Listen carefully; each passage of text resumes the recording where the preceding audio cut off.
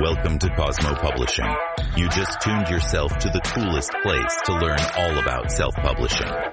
We are a turnkey quality service provider, from interior formatting to custom covers and everything in between, including book marketing and advertising. It is the company that books a lot. Welcome to the Cosmo Publishing Podcast, the place where we explore every corner of self-publishing, from writing and formatting to marketing and distribution. I'm your host, Gürhan, co-founder of Cosmo Publishing and Cosmodio books. Together, we provide complete publishing solutions, everything from manuscript formatting and custom cover design to global distribution, Amazon ads, social media campaigns, and full-service email marketing. Now, I know what some of you might be thinking. Formatting? Really? That sounds boring. I just want to write my story and get it out there. And I hear you, formatting doesn't have the same sparkle as cover design or the thrill of typing the end. But here's the hard truth. A poorly formatted book can ruin your reader's experience before they even get past the first page. Think about it from a reader's perspective. You download a Kindle book, excited about the story, but the paragraphs are inconsistent. Some indented, some not. Maybe the font is too small or too big. Maybe the table of contents doesn't even work, so you're stuck scrolling endlessly to find chapter 5. How likely are you to keep reading? And even if you do finish, how likely are you to leave a good review? Not very. Or imagine picking up a paperback where the margins are too tight, so the text disappears into the binding. You have to bend the book awkwardly just to read the words near the spine. That's not just inconvenient, it's frustrating. And frustrated readers don't become repeat readers. So, in this episode, I want to help you avoid those pitfalls. We're going to break formatting down into clear, manageable steps. Whether you're preparing a simple novel, a nonfiction guide, or even a children's picture book, you'll leave this episode knowing exactly how to prepare your manuscript, format it for Kindle and print, choose the right tools, and sidestep the most common mistakes. And here's the good news. Formatting doesn't have to be scary. You don't need a design degree. You don't need to spend thousands of dollars. With some simple principles, a few best practices, and the right mindset, you can make your book look professional and polished, even if it's your very first project. I also want you to think of formatting as more than just a technical step. It's really part of your storytelling. Good formatting disappears. It becomes invisible, so the reader can focus entirely on your words. Bad formatting, on the other hand, constantly reminds the reader that they're holding a book that doesn't feel professional. So by taking the time to do this right, you're not just fixing the layout, you're actually protecting your story and giving it the best chance to shine. So, grab your notes, open up your manuscript, and get ready, because by the end of today's episode, you'll know how to turn that raw Word document into a clean, professional-looking manuscript that's ready for Kindle, print, or both.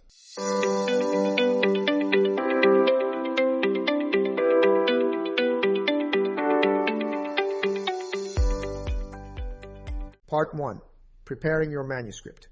When you finish writing your manuscript, it's tempting to rush straight to the publishing stage. You've put in weeks, months, maybe even years of effort into writing, and you just want to see your book live on major platforms. But here's the truth. The formatting and preparation stage is what separates an amateur-looking self-published book from a professional one that readers actually trust and recommend. Think of it this way. Your book is your product. If the cover is your packaging, then the inside pages are the actual experience of using the product. No matter how brilliant your story or content is, if the text is cramped, uneven, or filled with inconsistent styles, readers notice immediately. And once they notice, they don't forgive easily. Bad formatting often leads to bad reviews. and bad reviews can bury your book before it has a chance to succeed. So let's slow down and do this properly. Step 1, choose a clean starting point. The best way to begin is to strip your manuscript down to the basics. You don't want a file that's overloaded with fancy fonts, colors, or extra spacing. Think of your manuscript like a house under construction. You're laying the foundation, not decorating yet. Start with a single, easy-to-read font. I recommend Times New Roman or Garamond, 12-point size for most manuscripts. If you prefer a sans serif font, you can use Arial. The point here isn't to pick the final book font. KDP and formatting tools will handle that later. The goal is to make sure your file is clean, consistent, and easy to convert. Step 2, handle spacing and paragraphs. This is where many first-time authors go wrong.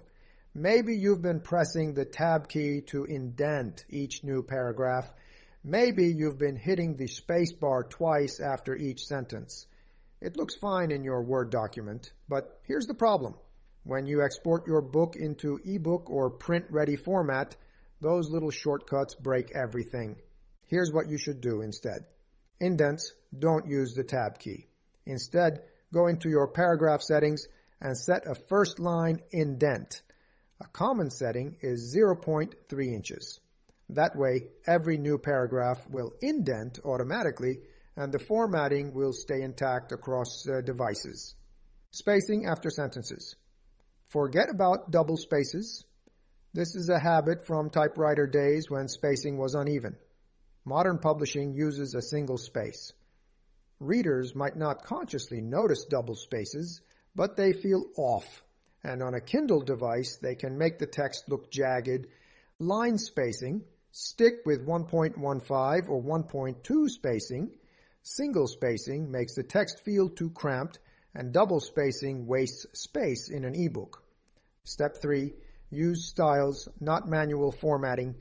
One of the biggest favors you can do for yourself is to learn how to use styles in Word or Google Docs. Styles are like invisible formatting rules that tell the document, this is a chapter heading, or this is normal body text. Why does this matter? Because later, when your manuscript is converted into an ebook, those styles turn into navigation tools. For example, if you apply the Heading 1 style to your chapter titles, Kindle will automatically generate a clickable table of contents. That means readers can jump to Chapter 7 or Chapter 15 with a single tap. If you don't use styles, Kindle sees your manuscript as one giant block of text, and nothing frustrates a reader faster than trying to navigate through a book without a proper table of contents. So here's the rule. Apply Heading 1 to all chapter titles and use normal style for body text. Keep it simple. Step 4. Break your manuscript into clear sections. Books aren't just text. They're structured experiences. Think about what readers expect to see when they open a professionally published book. A title page, a copyright page, a dedication or acknowledgments page, the main content, a back matter section with notes about the author or links to your next book. Even if you're self-publishing, you should include these elements. They make your book look complete and professional. Without them, it feels unfinished. Step 5. Avoid common rookie mistakes. Let me share a few real-life examples I've seen from new authors. Case study 1. An author sent their book to print with inconsistent chapter headings. Some chapters started on the left page, others on the right, some bolded, some italicized. The result? Readers thought the book looked sloppy. Reviews mentioned unprofessional formatting. Sales tanked. Case study 2. Another author used multiple fonts, Comic Sans for jokes, Arial for dialogue, Times New Roman for narration. On screen it looked playful, on Kindle it looked chaotic. Readers actually returned the ebook because it was too distracting to read. Case study 3. A children's author inserted images directly into Word without resizing. On print, the images came out blurry because they weren't 300 dpi. They had to re-upload the book multiple times, losing weeks of sales momentum. These are painful lessons, but the good news is you can avoid them. Step 6, clean before you format. Here's my favorite analogy. Formatting is like painting a wall. If the wall is uneven and covered in dust, no matter how good the paint, it's going to look bad. You need to prep the wall before you paint. The same goes for your manuscript. Before you even think about formatting software, export, or uploading, run through a cleanup checklist. Standardize your font and size, remove tabs and extra spaces, apply consistent paragraph and heading styles, check for section breaks where appropriate, keep the file free of floating text boxes, shapes, or odd formatting tricks. Once your manuscript is clean, you're ready to format with confidence. Step 7, mindset shift. Finally, I want to touch on something bigger than just technical steps, mindset. A lot of authors see formatting as a chore, something annoying they just have to get through, but I encourage you to think of it differently. Formatting is part of storytelling. It's the difference between a reader skimming through your words and a reader getting lost in your world. Good formatting is invisible. It disappears so the reader can fully focus on the content. Bad formatting, on the other hand, constantly reminds the reader that they're holding a book that doesn't feel professional. So don't treat this step as an afterthought. Treat it as the bridge between your creativity and your reader's experience. Recap of Part 1. Keep your manuscript clean and simple. Use paragraph and heading styles. Avoid tabs, double spaces, and inconsistent formatting. Include proper front and back matter. Think of formatting as part of storytelling, not just tech work. This concludes Part 1, preparing your manuscript. By getting this foundation right, you're setting yourself up for a smoother experience in the next stages. Formatting for Kindle versus print, choosing the right tools, and avoiding mistakes.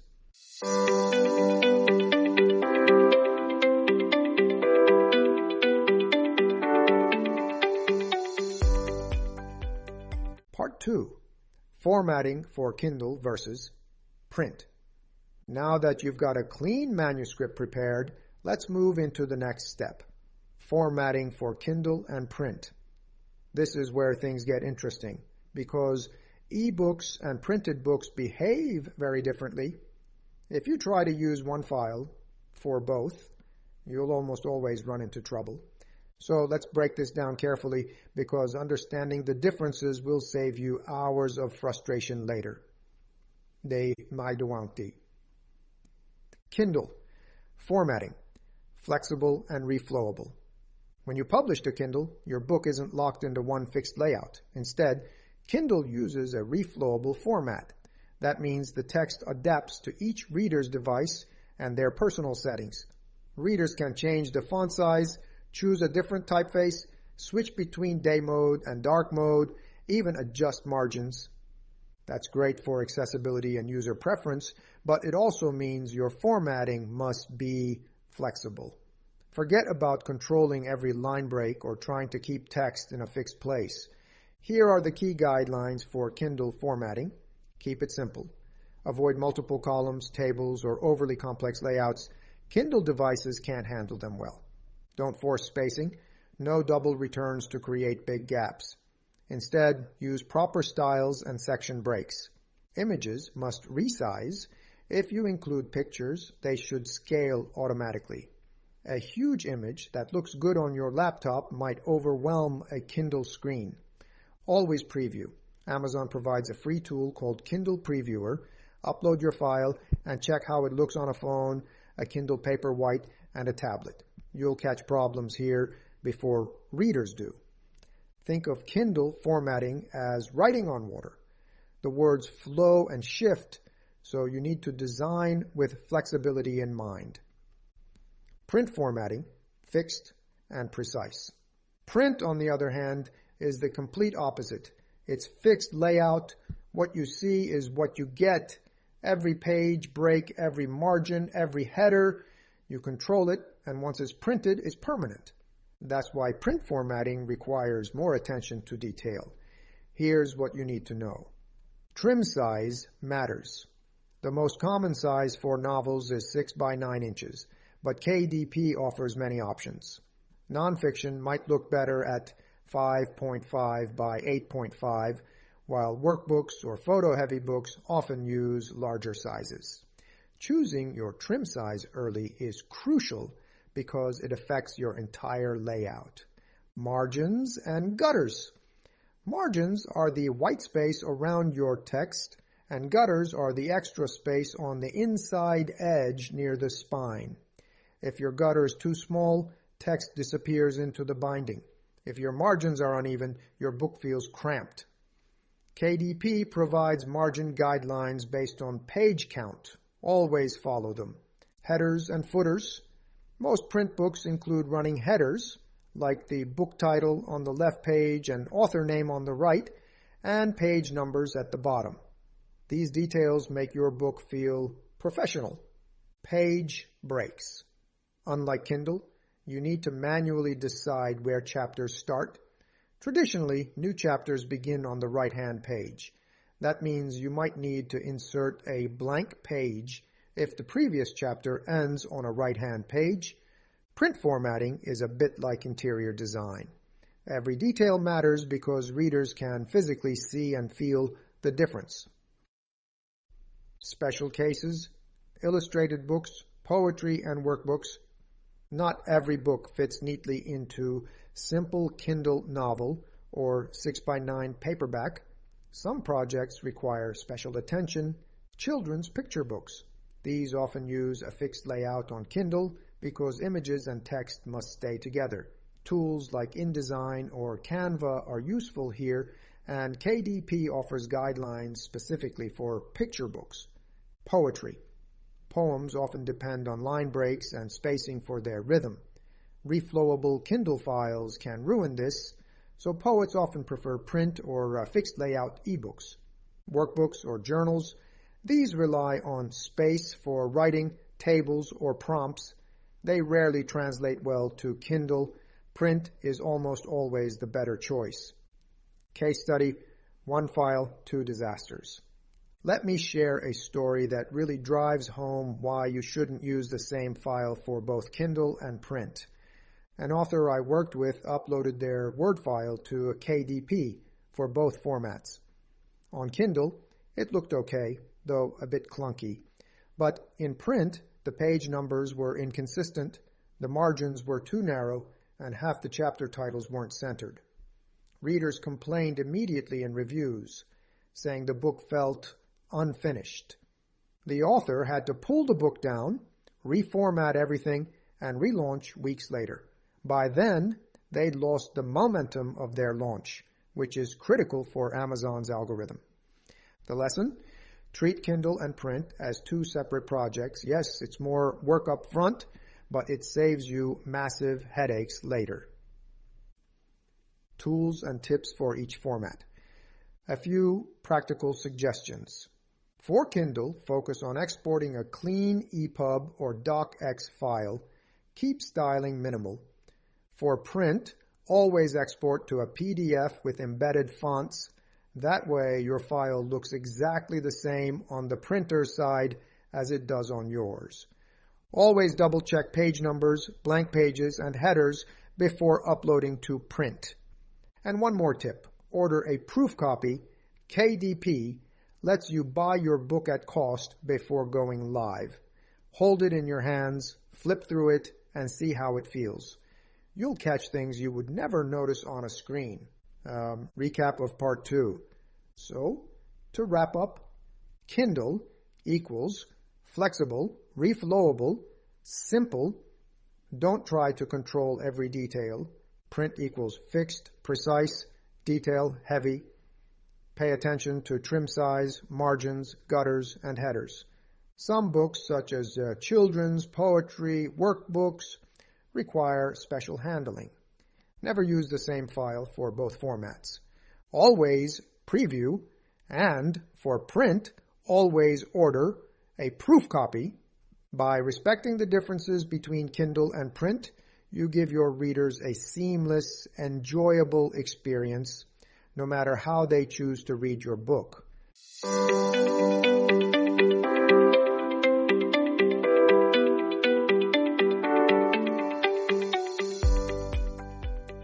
Part 3, File Types and Tools. Now that we have covered the differences between Kindle and print formatting, it is time to talk about the tools and file types you will use to actually produce those polished versions of your book. This is the stage where your manuscript transforms into a professional product. Choosing the right file type and the right tool makes all the difference in how smooth your publishing journey will be. Understanding file types. Before we dive into specific tools, let's break down the file types you will need. For ebooks, Amazon KDP accepts two main formats, EPUB and DocX. EPUB is the industry standard for ebooks. Supported by almost all platforms, it is flexible and works well with reflowable text, meaning readers can change font sizes and adjust their reading experience. DocX files are accepted by Amazon too, but they are really just Word files that Amazon converts for you. For print books, the gold standard is PDF. A print PDF locks your layout exactly as you designed it. This includes trim size, margins, headers, footers, and embedded fonts. When the printer receives your PDF, it will look exactly the same on their end as it does on yours. That is why professional print books almost always come from properly prepared PDFs. So the rule of thumb is simple: EPUB or DocX for Kindle, PDF for print. Microsoft Word. Let's start with the most familiar tool, Microsoft Word. Almost every author has used Word at some point, and many still format their entire books with it. Word is best for text-heavy books such as novels, memoirs, or simple nonfiction. The advantages of Word are clear. It is widely available, and most writers are already comfortable with it. You can use heading styles to create a table of contents, insert page breaks, and adjust margins. Word files also upload directly to KDP. The downsides are just as important to note. Word is not designed as a publishing tool. If you try to do complex layouts with images, tables, or custom fonts, things often break during conversion. Word also has a tendency to keep hidden formatting codes that cause unexpected errors later. So Word is fine if your book is straightforward, but if you need more advanced design, you may want something built specifically for publishing. Atticus. Atticus is one of the newer tools designed exclusively for authors. It runs in your web browser, and it allows you to import your manuscript and then format both ebook and print versions in one place. The best part of Atticus is that it creates professional-looking designs with minimal effort. You can choose from clean templates, adjust fonts and styles, and export directly to EPUB or PDF. It is also cross-platform, so it works on both Mac and PC. The main drawback is that Atticus is still new compared to other tools, so some features are limited. But if you want something simple, modern, and author-friendly, Atticus is an excellent choice. Scrivener. Scrivener is a favorite among many writers for drafting and organizing large projects. It is amazing for outlining novels, managing research, and keeping everything in one place. Scrivener also has formatting features, but they come with a learning curve. Compiling a manuscript in Scrivener can feel overwhelming at first. However, once you master it, Scrivener allows you to export in multiple formats, including EPUB, MOBI, and PDF. Scrivener is best if you like to write and format in the same environment. But if you only need formatting, you might find it more complicated than necessary. Vellum. Vellum is a beloved tool for Mac users. It is known for its beautiful designs and user-friendly interface. With Vellum, you can import your manuscript and instantly preview how it will look on Kindle, iBooks, or in print. The templates in Vellum are elegant and professional, and exporting files is incredibly smooth. Many best-selling indie authors swear by Vellum because it saves time and produces stunning results. The downside is that Vellum is only available on Mac, and it requires a one-time purchase that may feel expensive compared to other tools. But if you are serious about self-publishing and you use a Mac, Vellum is worth every dollar. Canva and InDesign. For books that are highly visual, such as children's books, cookbooks, or photography collections, you need design-focused tools. Canva is a popular choice for beginners. It is easy to use and offers drag-and-drop design features. You can create illustrated layouts, add graphics, and design pages creatively. Canva works well for picture books or journals, where visuals matter as much as text. However, Canva is not built specifically for publishing, so you must pay attention to file sizes, margins, and print requirements. Adobe InDesign is the professional standard for layout and design.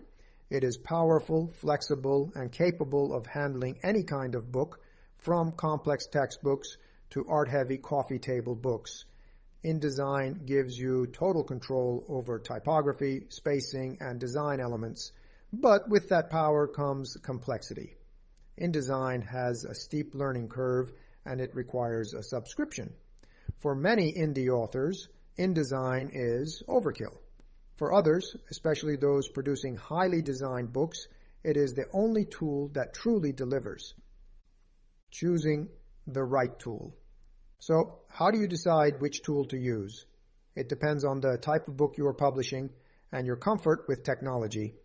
Use Word if you are writing a simple novel or nonfiction book and you want something familiar. Use Atticus if you want an easy modern tool designed for authors that creates both ebooks and print files.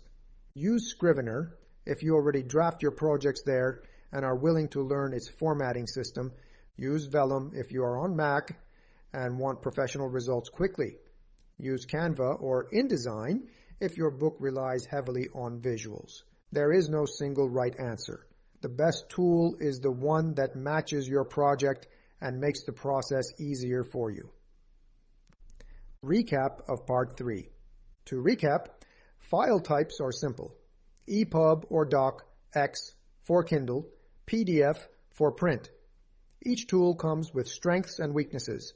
Word is accessible, Atticus is modern, Scrivener is powerful for drafting and formatting, Vellum is elegant, and Canva or InDesign are best for design-heavy projects. By choosing the right combination of a file type and tool, you ensure your book not only looks professional, but also meets all the technical requirements for smooth publishing.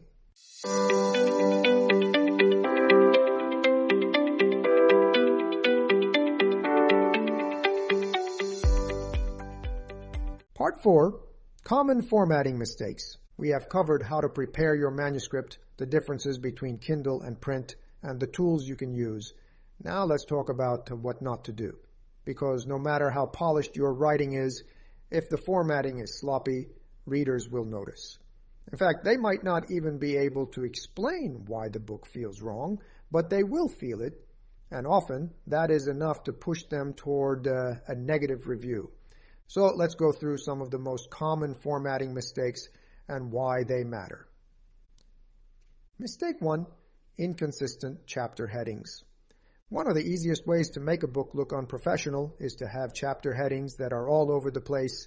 Maybe one chapter title is centered, another is aligned to the left, and another is bolded in a different font. Readers might not consciously register the inconsistency, but their eyes will notice the lack of balance. The fix is simple. Decide on a style for your chapter headings and apply it consistently. Use the same font, the same size, and the same alignment. Consistency communicates professionalism. Mistake 2, too many fonts. Another common problem is using too many fonts. Authors sometimes think they are adding personality by mixing fonts for dialogue, narration, or quotes. The result is usually chaos. A book that switches between 3 or 4 fonts feels distracting and amateur. Stick with one primary font for body text and at most one additional font for headings. That is all you need. Let your words carry the personality, not the font choices. Mistake 3. Widows and orphans.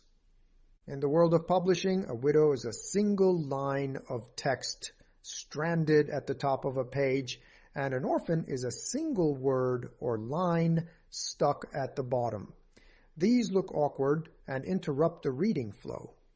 Professional formatting software has settings to control widows and orphans.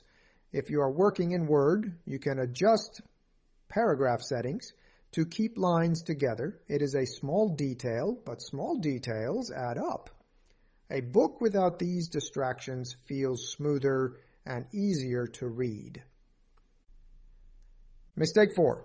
Low-resolution images. This mistake shows up most often in print books. Authors insert images that look fine on a computer screen, but print out blurry. That is because screen resolution is much lower than print resolution. The standard for print is 300 dpi, which stands for dots per inch. Anything less, and the image will lose sharpness on paper. Before you upload, check the resolution of every image. If you are creating a children's book or a cookbook, this step is non-negotiable. Readers expect clear, crisp visuals. Mistake 5. Skipping the preview step. The biggest mistake of all is skipping the preview. Authors upload their file to KDP, hit publish, and assume everything is fine. Then readers buy the book and discover broken layouts, missing page numbers, or tables of contents that do not work. Always preview. For Kindle, use Kindle Previewer. For print, order a proof copy, hold the book in your hands, and flip through it. You will spot issues you never noticed on screen. Mistake 6. Relying too much on tabs and spaces. We touched on this earlier, but it deserves repeating. Using the tab key for indents or adding multiple spaces to create alignment is a recipe for disaster. These shortcuts might look okay on your screen, but break down once the file is converted. The solution is to use proper formatting tools, set paragraph indents in the settings, use alignment options instead of manual spaces. Trust the software to handle structure instead of forcing it. Yet, why these mistakes matter. At the end of the day, formatting mistakes send a silent message. They tell the reader that the book was rushed, that the author did not pay attention, or that the book is not as professional as others on the market. Readers may forgive a typo or two, but they rarely forgive a sloppy layout. Good formatting is invisible. Readers should never think about it. They should only notice the story or the information you are sharing. By avoiding these mistakes, you are removing barriers between your book and your reader. Recap of Part 4. So here is the recap. Keep chapter headings consistent. Limit yourself to 1 or 2 fonts. Eliminate widows and orphans. Use high-resolution images for print. Always preview your files, and never rely on tabs and spaces for layout. These are small steps, but together they create a smooth, professional reading experience. And that is what keeps readers turning pages, leaving positive reviews, and coming back for your next book.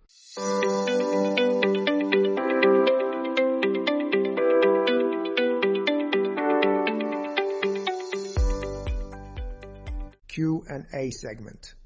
Now let's take a few common questions that many first-time authors ask about formatting and publishing. Question: do I need to hire a professional formatter? Answer: it depends on your goals and your budget. If you are publishing a simple novel or nonfiction book, you can absolutely learn to format it yourself using tools like Word, Atticus, or Vellum. However, if your book has complex layouts, heavy visuals, or you simply want to save time, a professional formatter can be a worthwhile investment.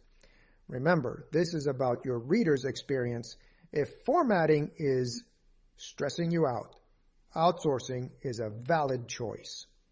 Question: can I publish my book using Google Docs instead of Word? Answer: Google Docs is fine for writing and collaboration, but it is not ideal for final formatting. You can export a docx file from Google Docs and then clean it up in Word or Atticus before publishing. The key is to make sure your file is clean and consistent before you upload it. Question: what is the difference between using a free ISBN from Amazon and buying my own?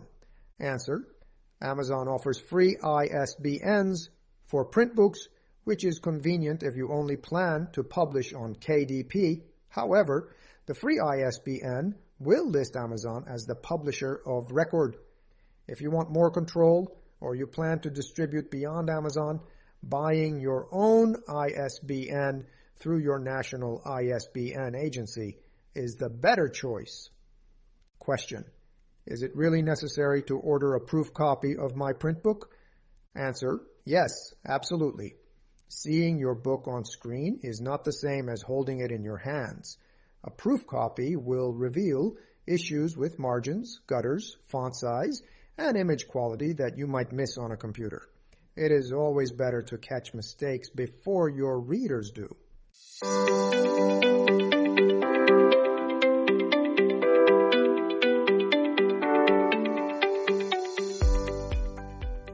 Checklist. We have covered a lot today. Let's do a quick recap in the form of a checklist you can follow before you hit publish. Clean your manuscript by standardizing fonts, removing tabs, and applying consistent styles. Use proper heading styles for chapters to generate a table of contents. Decide whether your book is best suited for Kindle, print, or both. Format separately for Kindle and print, remembering that Kindle is flexible and print is fixed. Choose the right tool for your project: Word, Atticus, Scrivener, Vellum, Canva, or InDesign. Avoid common mistakes like inconsistent headings, too many fonts, low-resolution images, or skipping the preview step. Always preview your book in Kindle Previewer and order a print proof before going live. If you follow these steps, you will avoid the pitfalls that trip up so many first-time authors. You will give your readers a smooth, enjoyable experience, and you will give your book the professional polish it deserves. Thank you for joining me on this episode of the Cosmo Publishing Podcast. If you found today's discussion helpful, be sure to subscribe, share the show with a fellow author, and leave a review.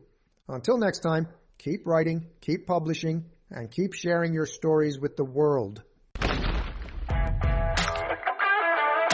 Welcome to Cosmo Publishing. You just tuned yourself to the coolest place to learn all about self-publishing.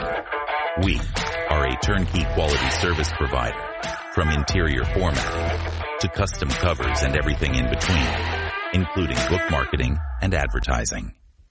It is the company that books a lot.